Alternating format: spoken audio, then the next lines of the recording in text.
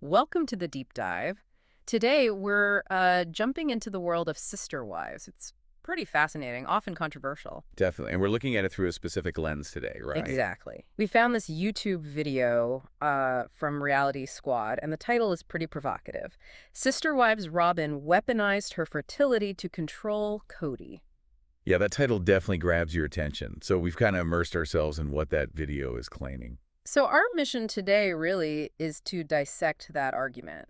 The video argues that Robyn Brown, well, strategically used her fertility. Her ability to potentially have more kids with Kody, Hmm. specifically when the other wives were, getting older. Right. The idea being she used it as a tool for influence within the whole plural marriage setup. So we're going to break down the motivations the video puts forward, look at the specific examples they pull from the show. And maybe think about what it suggests about the power dynamics in these kinds of relationships, at least how they're shown on TV. It's a really interesting angle. It is, isn't it? You watch these shows and you start wondering about the undercurrents, the strategies people might be using, especially in such complex families. Yeah, absolutely.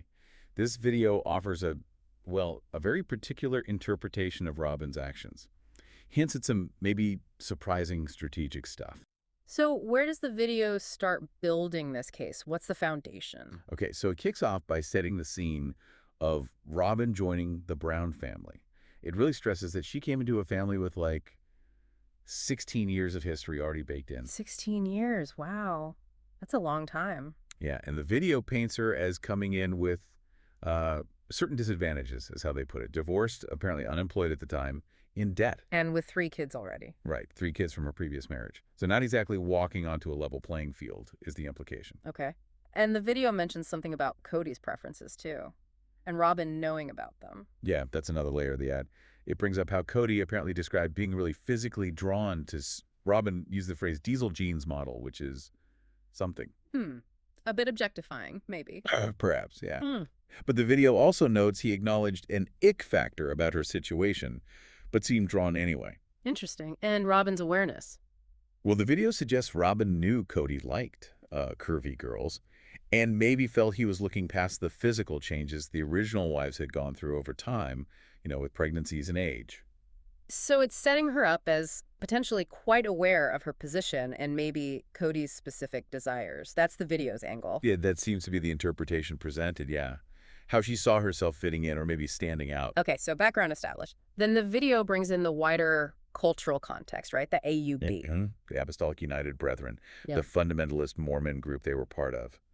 The video asserts that within that culture, women kind of learn to be strategic. Strategic. Sure. Like manipulative. That's the word the video uses, yeah.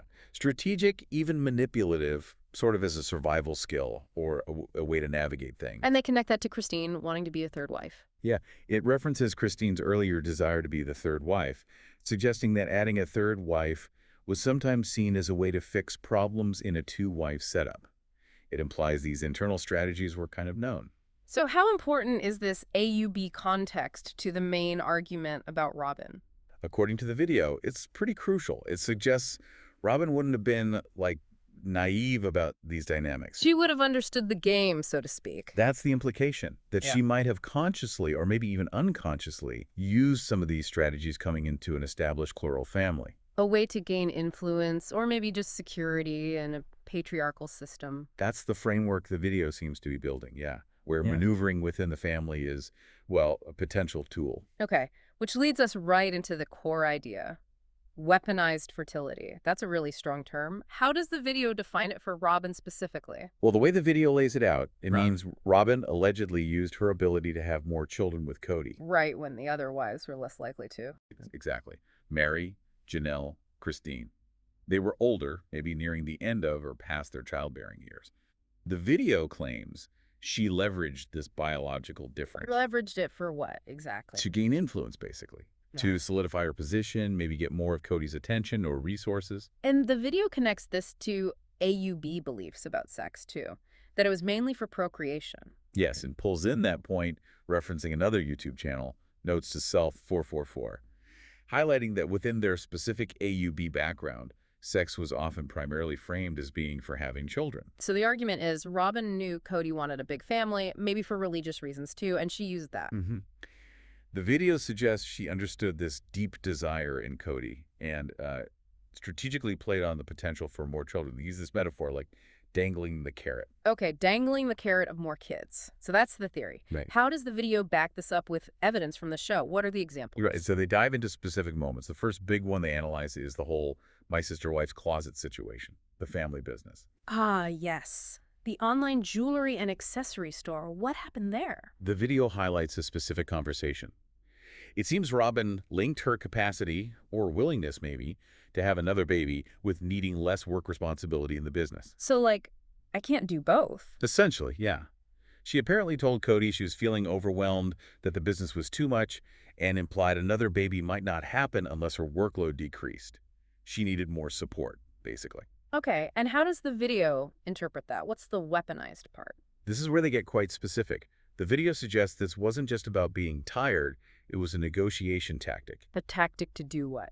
to make sure family resources, Kody's attention, maybe even financial focus, shifted more towards her and her part of the family project, the business. And the video suggests this could have negatively impacted the other wives. Yes, the video implies it was about prioritizing her needs, and it specifically mentions Mary wanting to go back to school around that time, suggesting Robyn's demands might have sidelined other wives' goals. So, using kids as leverage for business priorities and maybe control over family money or direction. That's the implication drawn in the video, yes. Yeah. Positioning children as a bargaining chip. Well, couldn't it just be genuine overwhelm? I mean, running a business and having young kids is a lot. Absolutely, that's the alternative reading, isn't it?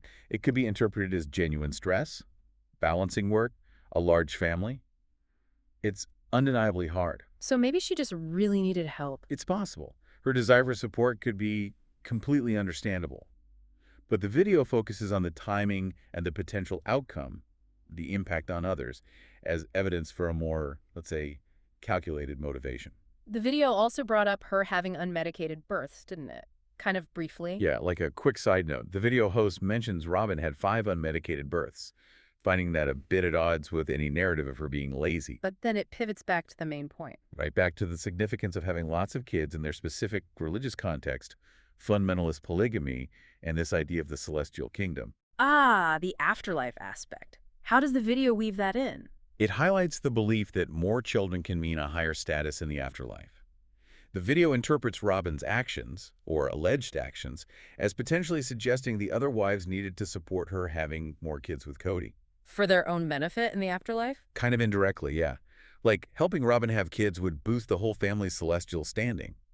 The video uses this analogy, comparing a basic Walmart heaven to a more upscale Bloomingdale's experience in the afterlife. Wow, okay. That's a memorable analogy, all right. It really is.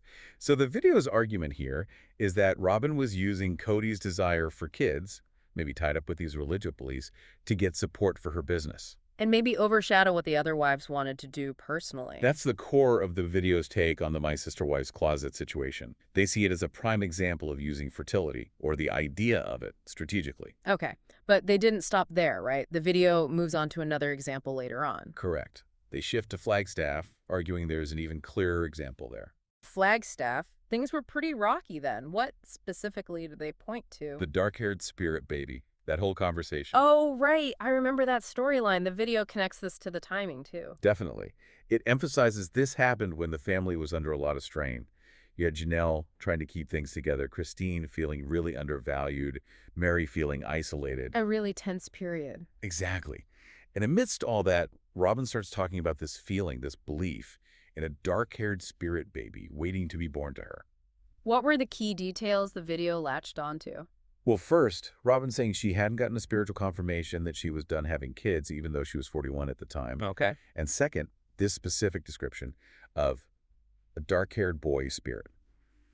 The video finds this really significant because, as it points out, all of Kody's existing biological kids, all 13 of them back then, were blonde and curly-haired. Huh. That is specific. So what's the video's interpretation of why she brought this up then? What was the alleged motivation? The video argues it was a strategic move to keep Kody's focus firmly locked onto her and her household. Especially when his other relationships were fraying. Precisely. When things were falling apart with Maris, Christine, even getting strained with Janelle, introducing the possibility of another child, even a spirit one was, according to the video, a way to give Kody a reason to stay emotionally invested and physically present with her. Like creating a future project only they shared? Sort of, yeah. And the fact that the baby was described so differently from his other kids, the video speculates that adds another layer, maybe making it seem unique to her connection with Kody. So the video sees it as a way to further isolate Kody from the others. That's the argument, that it would naturally pull his time and energy even more towards Robyn's house, especially if a real pregnancy or even adoption discussions follow. Adoption. They mentioned that. The video raises it as a possibility, yeah. Given Kody already had so many kids, maybe the spirit baby talk was planting seeds for adoption within Robyn's household, which would again solidify Kody's focus there. So another way to secure her position as the primary focus. That's how the video presents it. It suggests Robyn, who arguably already had the most of Kody's time, was trying to cement that further. The video's commentary is also pretty critical of Kody here. How so? It sort of questions his seemingly easy acceptance of Robyn's views, even hints at him being perhaps unduly influenced or maybe brainwashed is the term they lean towards. Okay, so the video paints a picture of Robyn actively managing the narrative, using the idea of future children to her advantage. According to the video's interpretation, yes. It loops back to the idea that Robyn wanted to be the perpetual honeymoon household. The favored wife, essentially. And gaining the upper hand over the others. The video also circles back to the celestial kingdom idea again briefly, In what way this time? just reinforcing the interpretation that Robyn might have been subtly suggesting the other wives needed to support her having more kids with Kody for everyone's supposed eternal benefit. Right, and the video stresses the timing of all this. Yes. It underlines that these discussions tying babies to business needs, the spirit baby happened when the original wives were less biologically able to have more children. And during times of major family stress and money worries. Exactly. The argument hinges on that timing not being coincidental, but rather strategic on Robyn's part. Okay, so let's try to wrap up the core argument presented in this YouTube video. What are the main takeaways they want viewers to have about Robyn and fertility? Well, fundamentally, the video argues Robyn Brown used her fertility, or really the prospect of future children, as a strategic tool. A tool for control and advantage within the family. Pretty much, yeah. They point to the my sister wife's closet situation, claiming she linked having another baby to getting a lighter workload, which they see as a way to redirect resources and maybe block other wives' ambitions. Like Mary wanting to go back to school. And then the second major example is the dark-haired spirit baby in Flagstaff. Which they interpret as a tactic to keep Kody focused on her household when the rest of the family was really struggling. Exactly. Keeping his attention, his time, his emotional energy centered on her, especially when his other relationships were deteriorating. It's definitely a provocative analysis. It really makes you think about, well, the power dynamics in relationships that aren't conventional, like plural marriage. For sure. Yeah. And how something so personal like wanting children can get tangled up with, family politics, individual goals, maybe even competition. So the question this leaves us mulling over, I guess, is how plausible does this interpretation from the video feel based on everything seen on the show? Yeah. Is it a believable read of the events? Or are there other factors, other dynamics, maybe just simpler explanations for some of these things that this specific viewpoint doesn't really capture? It certainly gives you one specific, quite detailed lens to look through when thinking about it all. Lots to chew on there.